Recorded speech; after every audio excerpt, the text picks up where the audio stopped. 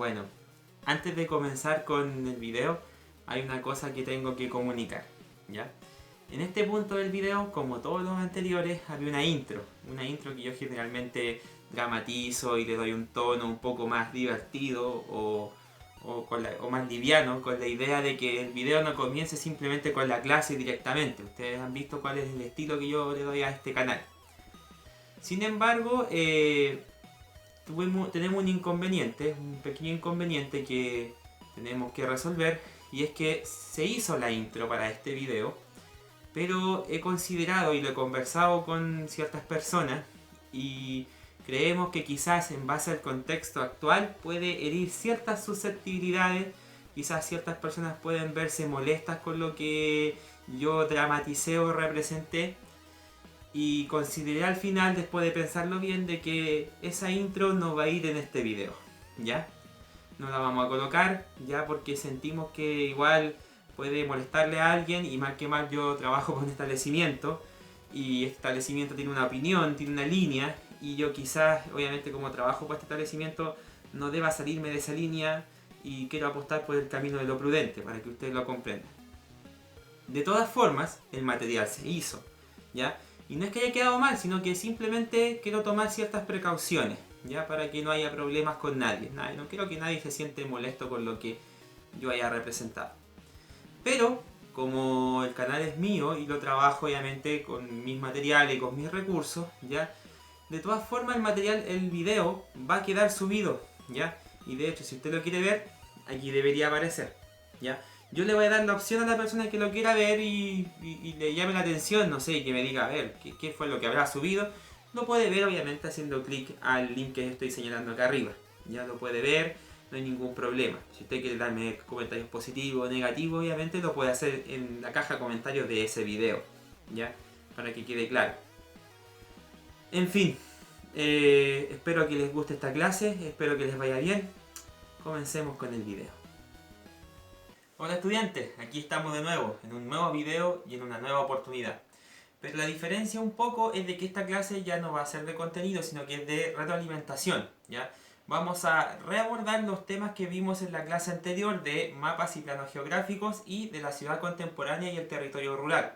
Por lo tanto, si ustedes llegaron a este video y no han visto las dos clases anteriores, les recomiendo que vayan primero, ¿ya? Creo que la sugerencia la voy a dejar aquí arriba, aquí debería aparecer ahora. Por favor, vayan para allá primero, ¿ya? Sáquese. Si no lo ha visto, por favor vaya, porque si no, obviamente no le va a servir mucho esta clase, y tampoco la idea es que sea un resumen, sino de que el objetivo de esta clase es retomar ideas fuerzas que yo necesito que ustedes tengan para que nosotros podamos trabajar o continuar trabajando. Por lo tanto, eso es lo importante, es una retroalimentación. Ya vamos a mostrar un esquema, vamos a repasar algunos conceptos, ya, y si insisto, si no ha visto los dos videos anteriores, ya, por favor vaya para allá, termine de ver esos videos, están súper buenos, ¿ya? Luego vuelve para acá, vuelve a este mismo momento si quiere, ¿ya? No sea porfiado, por favor, hágame caso, ¿ya? Y obviamente si ya vio los dos videos, bienvenido, ¿ya? Es tiempo de que nos pongamos serios.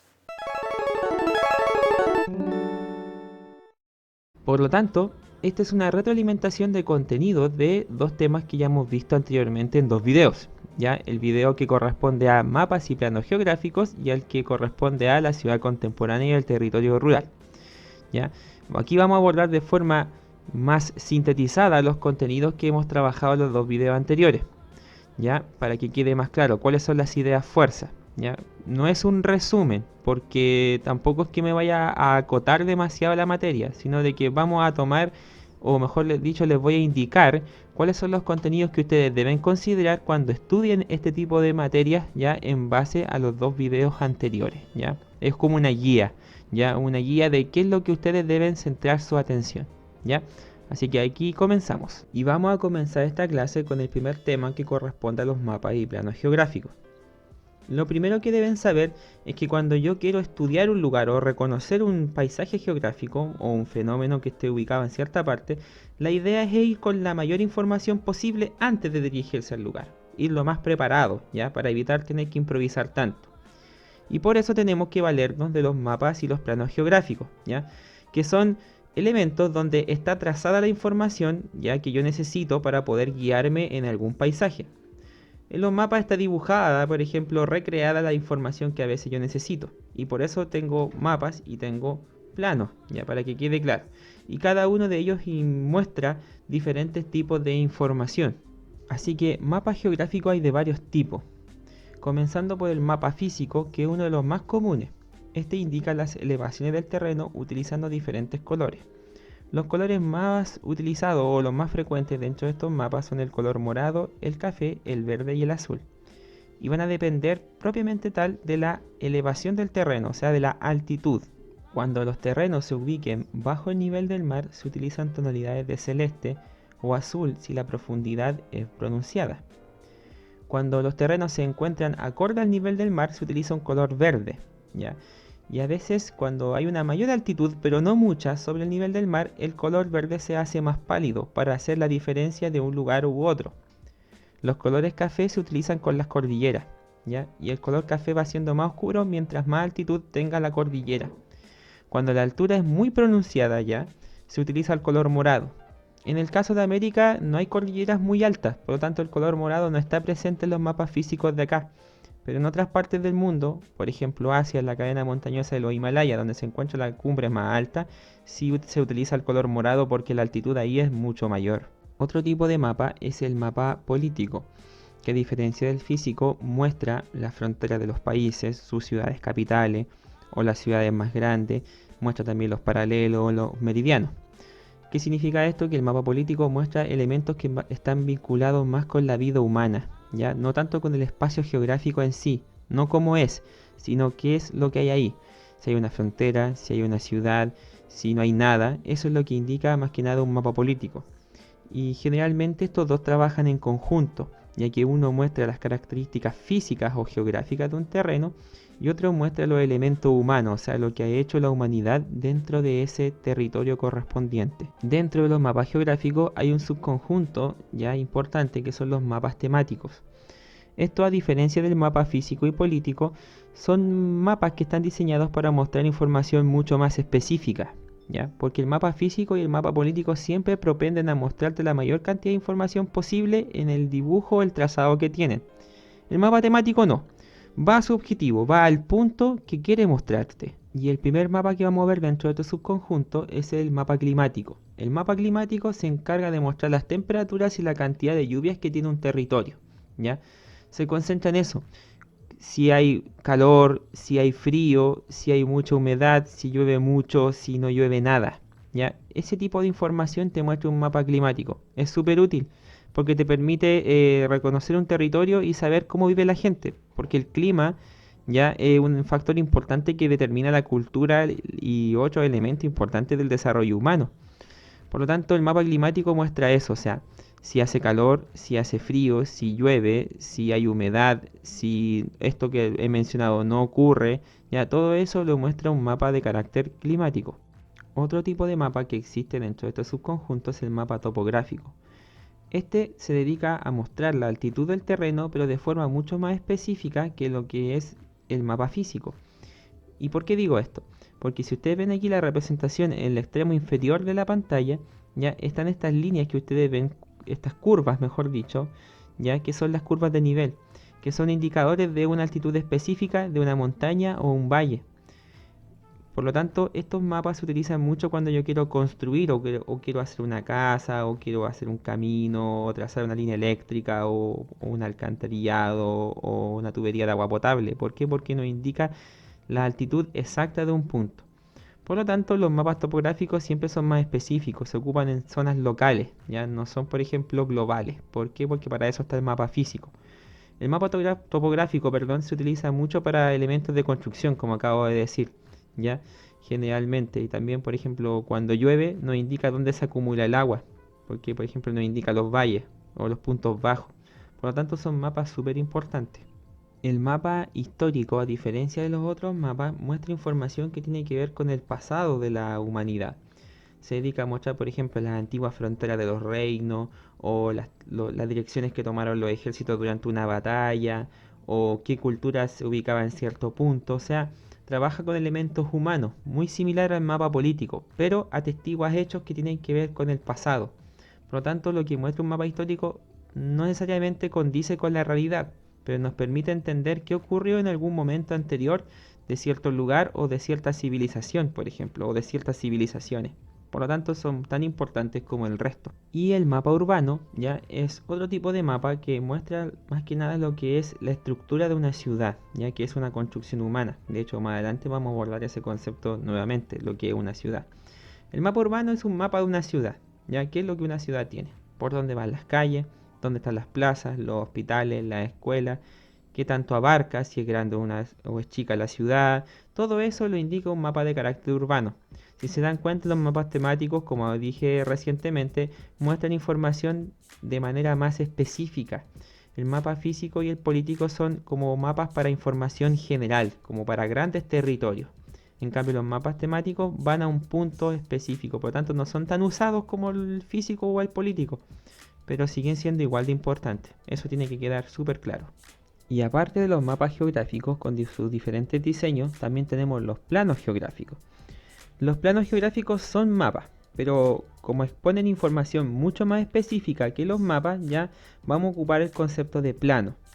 En el caso de los planos que vamos a abordar o que abordamos en las clases anteriores, tienen que ver con planos de ciudades. O sea, nos abocamos a eso, a cómo las ciudades son, qué forma tienen y eso lo vimos a través de los planos geográficos, ¿ya? Y planos geográficos hay de diferentes tipos porque las ciudades a medida que se van construyendo van asumiendo diferentes formas.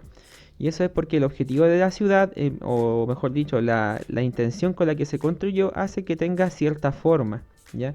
Y esa forma nos puede decir mucho de cuáles son las motivaciones o la calidad de vida o los trabajos que tiene una ciudad en específico. Así que hay varios tipos y se los voy a mostrar justamente ahora.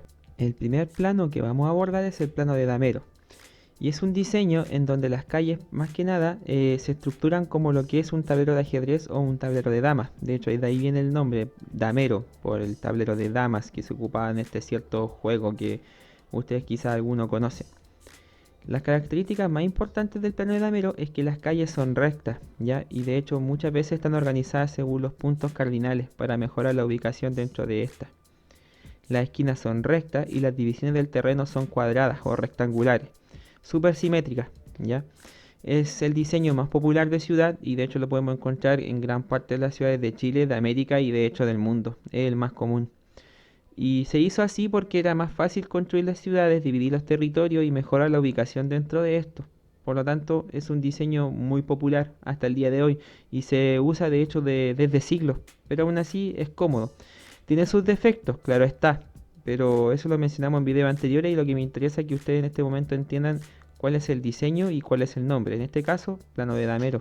El segundo plano se conoce como plano radiocéntrico y como característica principal tiene de que la ciudad se orienta en base a un punto central que ustedes están viendo acá, una especie de plaza que generalmente toma una forma circular, ¿ya? Y las calles se organizan o comienzan desde este punto central en todas las direcciones posibles. Fíjense bien, es como una especie de tela de araña para que a ustedes les vaya quedando claro. Radiocéntrico porque se concentra en el centro y de hecho gran parte de las calles terminan o desembocan en este punto central, ¿ya? Es un diseño muy popular en Europa, ¿ya? Y en algunas ciudades de América, sobre todo algunas ciudades que se construyeron de forma más contemporánea. Tiene también sus defectos y sus virtudes, pero insisto, lo que me interesa es que ustedes entiendan la forma, o sea, calles que parten en todas las direcciones y que terminan en un punto central que es como una especie de corazón. Es como el punto o el inicio de la ciudad y después la ciudad como se extiende, es como que se abrieran todas las direcciones y lo hace a través de las calles y ese es el plano de tipo radiocéntrico. Otro tipo de plano es el plano lineal, que a diferencia de los dos anteriores, este se estructura en base a una calle o un eje principal, tal cual como lo muestra el mapa que ustedes están viendo. Esta calle funciona como una especie de columna vertebral, ya que es la calle que le da vida a la ciudad. Generalmente puede ser una carretera, ¿ya? O puede ser, por ejemplo, una calle muy comercial, pero esta calle es la principal y es la que le da vida a la ciudad. Ahí están los negocios, los centros de descanso, está todo lo importante de la ciudad en una sola calle. Generalmente estas ciudades, por ejemplo, son ciudades que están en puntos intermedios entre una ciudad y otra. Por ejemplo, si voy viajando desde Curicó, por ejemplo, hacia la costa, ¿ya? Aquí en la región del Maule yo me puedo encontrar con ciudades de plano lineal, ciudades que se han construido a la orilla de la carretera y que se estructuran y que la carretera es el punto central, porque ahí pasan todos los vehículos, ahí están todos los negocios y las actividades más importantes están alrededor de esa calle.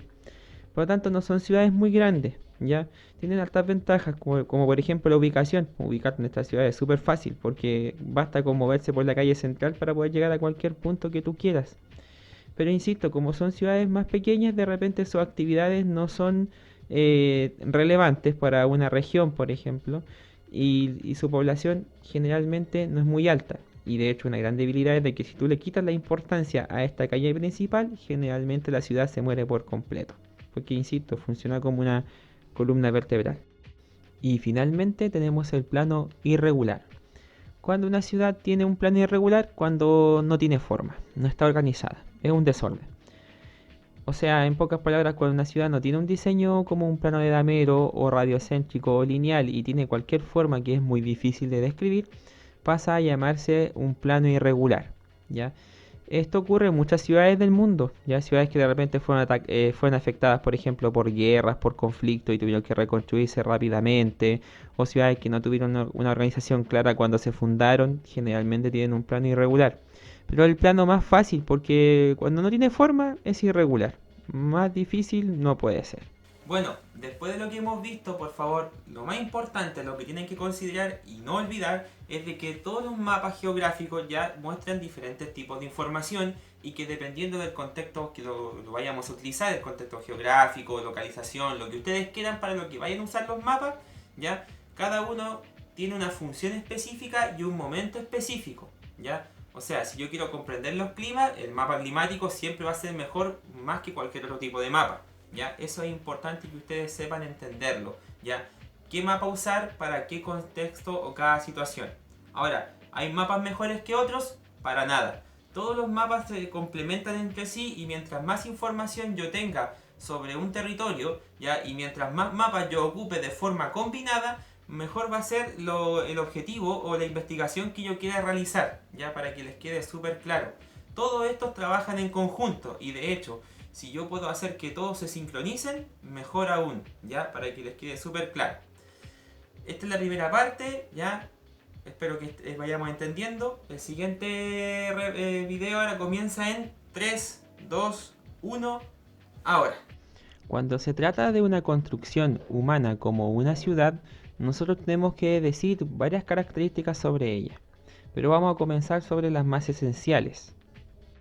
Primero que todo, vamos a decir de que la ciudad es una construcción humana. O sea, la humanidad construyó ciudades. Los animales o otros seres de la naturaleza no construyen ciudades. Por lo tanto, es algo que nos identifica a nosotros exclusivamente como raza o como seres vivientes de este planeta. ¿Y qué es lo que es una ciudad? Bueno, es una construcción que posee una población que vive en comunidad y que se dedica a trabajar en diferentes tipos de actividades. Estas actividades pueden ser servicios, puede ser industria o puede ser comercio. Entonces, a la larga, ¿a qué responde la ciudad? ¿Cuál es su objetivo? Bueno, más que nada, como los seres humanos somos personas que tenemos que agruparnos para sobrevivir, construimos la ciudad como esta gran obra para poder tener acceso de forma mucho más fácil a un montón de cosas que necesitamos para sobrevivir. Y como sabemos que a través de los grupos podemos tenerla con más facilidad, es por eso que construimos las ciudades. Mientras mejor estén construidas las ciudades, mejor va a ser el acceso a todos los servicios que ésta tiene. Por lo tanto, hoy en día una tarea importante es justamente que las ciudades funcionen de la mejor manera posible, sin importar la población que tenga o donde se encuentre. Siempre la ciudad tiene que buscar ser lo más eficiente en todos los elementos que ofrece. ¿Y qué tipo de ventajas nos ofrece una ciudad? Bueno, son varias. Y vamos a comenzar, por ejemplo, con el acceso a los servicios. Por ejemplo, las ciudades se construyen, la gente se organiza, trabaja y ofrece diferentes servicios que sirven para todos los que viven ahí. Estos servicios, por ejemplo, pueden ser la salud, ya el hecho de que haya hospitales, ya para atender a las personas cuando tienen un accidente o alguna enfermedad.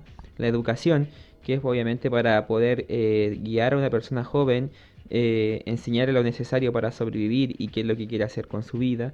El transporte, ya porque moverse en una ciudad es difícil, entonces el transporte también nos sirve para eso.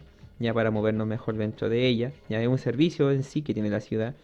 También tiene acceso a recursos como la electricidad, el agua potable, por ejemplo, que son súper importantes para la supervivencia hoy día en estos tiempos modernos. También ofrece otros servicios aparte como la internet, ya que nos sirve para comunicarnos, y la estamos ocupando ahora para hacer esta clase. La televisión, que también funciona como medio de comunicación, y otros servicios aparte como el alcantarillado para deshacerse de los desechos, que son todo un problema si esto no se trabaja bien o se soluciona, como quise decir recién, o la vivienda, ya el hecho de darle un sitio cómodo a las personas para que puedan vivir y se puedan desarrollar de la mejor manera posible. Otro tipo de ventajas que nos da la ciudad también es el acceso a las oportunidades, ya. Y de hecho ahí me quiero detener porque es súper importante. La gente hoy día vive en la ciudad justamente porque tiene mayores oportunidades para el desarrollo individual de una persona y también grupal, de una familia, por ejemplo. Y es porque en las ciudades, por ejemplo, hay trabajo, y ahí el trabajo nos permite obtener dinero para poder sobrevivir el día a día. Hay lugares donde uno puede estudiar y aprender, como lo dije recién, o sea, si yo quiero aprender un oficio o si yo quiero saber algo para poder dedicarme a algún tipo de actividad o si quiero, por ejemplo, saber algo de forma específica, ahí están los lugares donde nos enseñan esa información. También hay distracciones, hay elementos o lugares que están hechos para que la gente se distraiga, porque bota las tensiones que de repente el trabajo, el estudio, la supervivencia misma trae consigo, ¿ya? Y tiene elementos que están dedicados netamente a eso. Y también el hecho de que en la ciudad existen eventos culturales o espectáculos que también mueven a la ciudadanía o a la gente. Por ejemplo, si una ciudad tiene un festival o un evento importante o una característica importante, esto va a hacer que la ciudad sea atractiva y la gente se va a mover a estos lugares. Eso es un punto importante, porque la ciudad depende mucho de sus habitantes y de cuánta gente tenga. Ya, por lo tanto, la ciudad funciona mucho lo que es la migración de personas, o sea, el hecho de que la gente llegue desde otros puntos. Y mientras más servicio y más oportunidad ofrezca, mayor va a ser su población. Esto puede ser una ventaja como también una desventaja, porque si la ciudad no tiene las condiciones necesarias para albergar y darle todos estos servicios a la población que vaya llegando, se van a generar diferentes tipos de problemas, porque sí, la ciudad también tiene desventajas. No es simplemente una construcción perfecta, porque está hecha por seres humanos y nosotros, somos propensos a equivocarnos. Ahora, ¿qué desventajas tengo en la ciudad? Bueno, son varias. Por ejemplo, el tema de la contaminación es un gran tema o una gran problemática que existe en las ciudades. La contaminación del ambiente, el hecho de que, por ejemplo, el aire tenga partículas que son perjudiciales para la salud de las personas al respirarla, o la contaminación del suelo, de que el suelo no se pueda cultivar o no se pueda ocupar para ciertas cosas debido a la contaminación que se vierte sobre el mismo suelo, o la contaminación de otros tipos, ya que en algún momento también la vamos a abordar fuertemente. La sobrepoblación, que de hecho lo acabo de decir, el hecho de que cuando llega demasiada gente y la ciudad no es capaz de darle los servicios mínimos para poder vivir cómodamente. O el hacinamiento, que es en pocas palabras la falta de espacio, cuando yo tengo demasiada gente en un espacio muy reducido. Otro problema que tiene la ciudad es el exceso de competencia. El hecho de que, por ejemplo, si una ciudad ofrece un tipo de trabajo específico, por ejemplo, una industria, ya que paga bien, pero llega demasiada gente a trabajar, obviamente no todos van a tener el empleo, porque la industria no los puede contratar a todos. Y eso va a generar problemáticas como el desempleo, ¿ya? Y el desempleo obviamente afecta mucho a la vida de las familias, sobre todo en estos tiempos actuales de pandemia, ya haciendo contexto. Y otro punto es la delincuencia, que también es el hecho de que cuando la gente no puede tener acceso a todas estas cosas, trata de obtenerlos por la fuerza, a través de métodos ilegales. El hecho de, por ejemplo, de robarle a otras personas, hacerles daño, ¿ya? O simplemente dedicarse a estas actividades porque generan recursos, ¿ya? Pero obviamente no lo generan de la forma que quisiéramos que se generaran, ¿ya? Y eso a la larga se transforma en un gran problema que a veces afecta fuertemente a todo tipo de ciudad. Ahora, las ciudades también se pueden clasificar, porque no todas las ciudades son iguales. Como son construidas por las personas y todos somos únicos y diferentes o irrepetibles, las ciudades les pasa exactamente lo mismo. Por lo tanto, podemos clasificarlas bajo muchos aspectos. Por ejemplo, según su origen, que puede ser premeditado o espontáneo. ¿A qué me refiero con premeditado? Que a veces hay gente que da cuenta y dice, pucha, aquí hace falta una ciudad y la construyen. Premeditado, o sea, estaba planeado de antes. Espontáneo. De repente, si este suceso te construye una ciudad, por ejemplo, no sé, una catástrofe natural, la gente se fue de un punto a otro, se quedó ahí, nació la ciudad. También sucede y de hecho es súper común. Y también las ciudades también pueden nacer según una situación. Por ejemplo, una situación religiosa. De repente, no sé, pues hay cierto punto que la gente se mueve, por ejemplo, para orar a Dios o para cierta práctica religiosa y como la gente se queda ahí un tiempo, se termina construyendo una ciudad para albergar a esta gente. Pasa mucho en América, por ejemplo. O de carácter militar. Si yo tengo, por ejemplo, gente del ejército cuidando una frontera, cuidando cierta zona, y de repente la gente está ahí un tiempo, también pueden hacer una ciudad. Puede nacer también de un punto de vista económico. Se hace una industria que, por ejemplo, da mucho trabajo, paga bien, la gente se mueve cerca de esa industria y también pueden hacer una ciudad en base a esta situación. O de forma administrativa, a veces una ciudad, no sé, hay un territorio que necesita un gobierno, necesita un orden, una estructura, una organización y se hace una ciudad para solucionar ese problema. Ocurre mucho en tanto épocas pasadas como presentes y en el futuro también es probable que vayan naciendo nuevas ciudades según estos factores de origen que acabo de explicar. Las ciudades también se pueden clasificar según su emplazamiento, ¿ya? Eso significa según la posición geográfica que tengan, ocupando un poco lo que vimos con los mapas físicos y políticos. Por ejemplo, una ciudad puede diferenciarse si está en un valle, en un terreno completamente plano que esté a nivel del mar o que esté en el litoral, o sea, cerca del mar, ¿ya? También se puede diferenciar si está en una cordillera. Y ustedes dicen cómo eso puede afectar a la ciudad. Mucho. La cultura, la forma de vivir, las costumbres, obviamente se pueden influenciar fuertemente por el terreno. De hecho, hay ciertos desastres naturales o ciertos climas que de repente ocurren más en los valles o los sectores litorales y en la cordillera y cambian la vida de las personas. Entonces, el emplazamiento es un elemento súper importante para clasificar las ciudades y esto va a tener o tiene que ver con la posición geográfica. Ya empieza a ser un poco obvio, pero las ciudades también se pueden clasificar según su función, o sea, según la actividad predominante de la ciudad. Por ejemplo, hay ciudades que se dedican netamente a una actividad específica. Por ejemplo, puede ser la industria, pueden ser los servicios que ofrece, puede ser si es turística, ya entonces la ciudad estructura su vida según su función. Me explico. Hay ciudades turísticas, por ejemplo, en el caso de aquí de Chile, la ciudad de Viña del Mar, por ejemplo, que funciona fuertemente con el turismo. O sea, es una ciudad que basa su economía ya en la gente que se va de vacaciones en cierta época del año, ya. Incluso tiene un festival que aumenta ese turismo. O sea, la gente va al festival, por lo tanto se queda en la ciudad. Por lo tanto, su función como ciudad es dar la mayor comodidad posible a la gente que va a descansar a esa ciudad o que va a ver el festival. Y eso determina mucho la función de una ciudad. O hay otras ciudades, por ejemplo, en el norte de Chile, como por ejemplo Calama, que está muy cerca de empresas mineras y por lo tanto Calama es como un punto de alojamiento de toda esta gente que trabaja en la alta montaña en las mineras y que cuando quiere descansar se aloja en la ciudad de Calama, y así es que no se queda en la misma empresa. Entonces la función de una ciudad determina mucho el desarrollo de esta. Ahora, no todo asentamiento humano o construcción lleva el nombre de ciudad. En Chile existe una clasificación especial según el tipo de construcción o la cantidad de habitantes. Me explico. Existe una jerarquía aquí en Chile. En el caso de que yo tenga una comunidad con 250 viviendas y toda esta gente se dedica al turismo, ahora tampoco este número es muy alto, ya a veces son 500, a veces 1000, no más que eso. Yo voy a referirme a esa localidad como un centro turístico, ¿ya? Cuando yo tengo un asentamiento humano entre 2001 y 5000 habitantes, yo me voy a referir propiamente tal a un pueblo. Y cuando este asentamiento humano ya tenga más de 5000 habitantes, acá oficialmente a este asentamiento se le va a conocer como ciudad, para que quede claro, esa es la jerarquía que existe al menos en Chile. Y las ciudades también se pueden clasificar finalmente en base a su tamaño, o sea, a la cantidad de habitantes, ¿ya? Cuando una ciudad tiene más de 5000 habitantes, yo voy a hablar de una ciudad pequeña. Cuando tenga más de 250.000, una ciudad intermedia. Cuando tenga ya más de 1.000.000, el concepto cambia y se le llama metrópolis. Y cuando una ciudad supera los 10 millones de habitantes, porque hay casos en el mundo donde las ciudades son grandes y tienen esta cantidad de población, se les conoce como las megalópolis, ¿ya?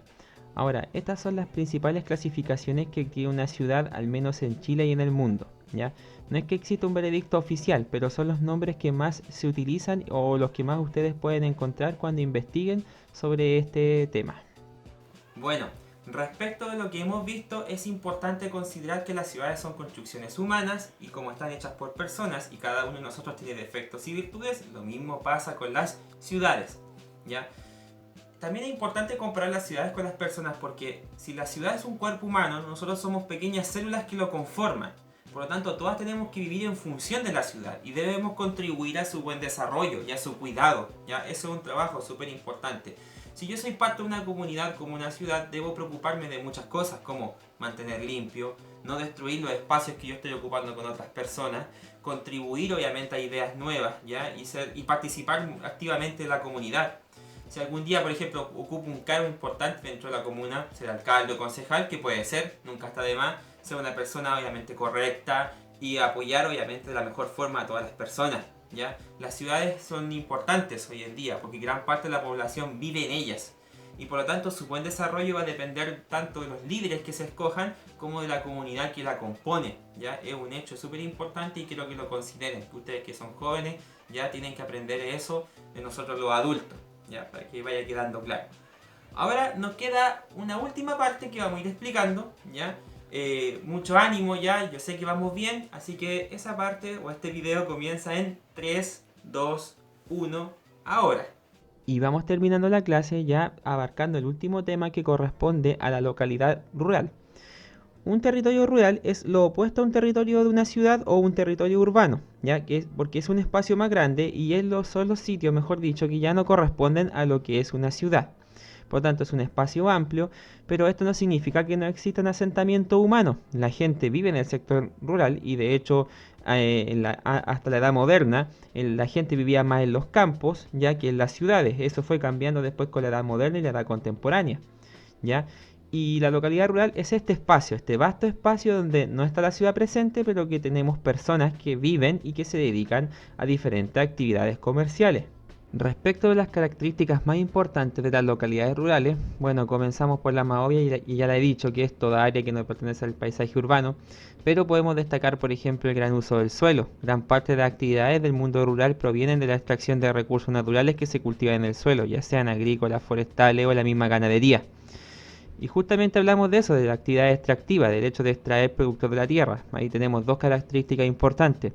La baja densidad de población es un hecho porque como tenemos un espacio más grande, las poblaciones se concentran de la misma forma que las ciudades. El escaso equipamiento y servicios tiene que ver con eso. Como las poblaciones son bajas, los servicios que, por ejemplo, tiene una ciudad no se comparan con los que tienen las aldeas y los caseríos, ¿ya? Porque al ser una población más baja no se concentran de la misma forma, no tienen los mismos servicios. Y de hecho, gran parte de la gente de las localidades rurales va a las ciudades de repente a requerir servicios que no existen en el mundo rural. Por eso hay mucha migración o mucho viaje, por ejemplo, constante, a veces diario. Y también la existencia de muchas atracciones naturales y de esparcimientos. Exactamente en el mundo rural, sobre todo en los sectores más naturales, tenemos reservas de naturaleza, centros turísticos que aprovechan los grandes espacios para tener un mejor acceso o una mayor comodidad en ofrecer este tipo de servicios, que también ofrecen las ciudades, pero el mundo rural sabe hacerlo a su manera. También destacamos porque las dos actividades más importantes, al menos de esto, son la agricultura y la ganadería. Y de la agricultura vamos a destacar dos elementos importantes que no los vimos anteriormente y los voy a agregar ahora, que es repaso, que es justamente de que la agricultura tiene actualmente dos formas de trabajarse, ¿ya? Una es la intensiva y la otra es la extensiva. La diferencia tiene que ver con los elementos que se utilizan para cultivar. En el caso de la agricultura intensiva, tiene que ver cuando yo cultivo un producto en la tierra, pero utilizo técnicas para maximizar la producción, ya sea fertilizantes, técnicas de arado, ya pesticidas, o sea, hago todo lo posible, ya, y de hecho estos servicios los contrato en la ciudad, los traigo de repente del comercio para poder maximizar la producción, y ahí obviamente me da un gran cultivo, o la de tipo extensiva, que es cuando utilizo elementos solamente naturales, ya. O sea, ocupo solamente los recursos que me da la tierra y veo ahí si me resulta o no, ¿ya? Es un poco más riesgoso, pero más natural. ¿Y por qué destaco esto? Porque hoy en día existe un discurso muy importante sobre los cultivos que existen sobre la agricultura intensiva y otros sobre la extensiva. Muchos dicen que la agricultura extensiva, por ejemplo, es mucho más, al ser más natural, es mucho más sana para el consumo. No así como la intensiva, que quizás es mucho más masiva, más fácil de producir, pero se dice de que quizás los productos que se utilizan provocan daños perjudiciales al ser humano. Y hay un discurso muy interesante sobre eso. Fíjense bien, son dos elementos que existen en la agricultura y que los voy a resaltar, no lo dije anteriormente, pero lo digo ahora, ya para que quede bastante claro y con esto ya tendríamos al menos la retroalimentación lista. Y para ir terminando, recuerden bien de que las localidades rurales, si bien son espacios distintos de las localidades urbanas o de las ciudades, eso no significa que sean más importantes. Las comunidades y la gente que vive en los sectores rurales, si bien tienen quizá una vida ligeramente diferente a la que tienen las ciudades, eso no significa que no tengan las mismas necesidades que la gente de la ciudad. De hecho, una cosa muy importante que hay que resolver, obviamente en corto plazo, es de que esta gente necesita la misma atención que tiene la gente del sector urbano. Hay que resolver sus necesidades y sus problemáticas y buscar mecanismos que les permitan a ellos vivir de mejor manera. Las actividades que ellas desarrollan, si bien son distintas o se dan de una forma muy diferente en la ciudad, son vitales para que la ciudad subsista, sobre todo las labores que tienen que ver con la agricultura, la ganadería y otro tipo de actividades de esparcimiento, que son muy importantes para la gente de la ciudad. Por lo tanto, las localidades urbanas son muy importantes, merecen la misma preocupación y tenemos que pensar en cómo mejorar la calidad de vida dentro de ellas, para que vayamos terminando, ¿ya? Ahora, antes de despedirme, obviamente vamos a decir unas cuantas cosas, así que no se me vayan aún, quédense un poquito, ¿ya? Vamos con la parte. Y con esto ha terminado esta clase. Antes de terminar el video, vamos a dar gracias a algunas cosas. Primero, agradezco por los likes que han tenido cada video y porque los videos han continuado teniendo visitas ya a través del tiempo. Los primeros videos ya tienen más de 200 visitas algunos y se agradece mucho eso, que ustedes lo estén viendo. También los likes que ustedes le agregan. Por favor, también cualquier consulta, cualquier duda, por favor, al correo electrónico que voy a señalar acá, por favor ahí, ya, cualquier consulta, o si no, lo contrario, en la caja de comentarios, ya, yo gustoso respondo al momento en que ustedes pregunten, ya. También doy gracias a la gente que se ha suscrito al canal, estamos en los 138 suscriptores, es un número bajo, lo sé, pero para el objetivo que tiene este canal no es una mala cifra, y como ha ido subiendo, yo lo agradezco a cada persona que se suscribe. Por favor, compartan este video para cualquier persona que les pueda servir o alguien que les sea útil. Ya la idea es que este material llegue a todos lados, ya, y que les sirva a quien le pueda servir. Y muchas gracias, nos vemos en otra oportunidad, ya, que estén muy bien. Por favor, en los tiempos de pandemia que estamos, no está de más decir o repetir, por favor, usen mascarilla, lávense apropiadamente las manos y la cara, salgan solamente si es necesario, por favor, ya, cuiden de ustedes mismos y cuiden de los suyos, ya. Su vida está por sobre todas las cosas, ya. Que estén muy bien, hasta luego, nos vemos en el próximo video.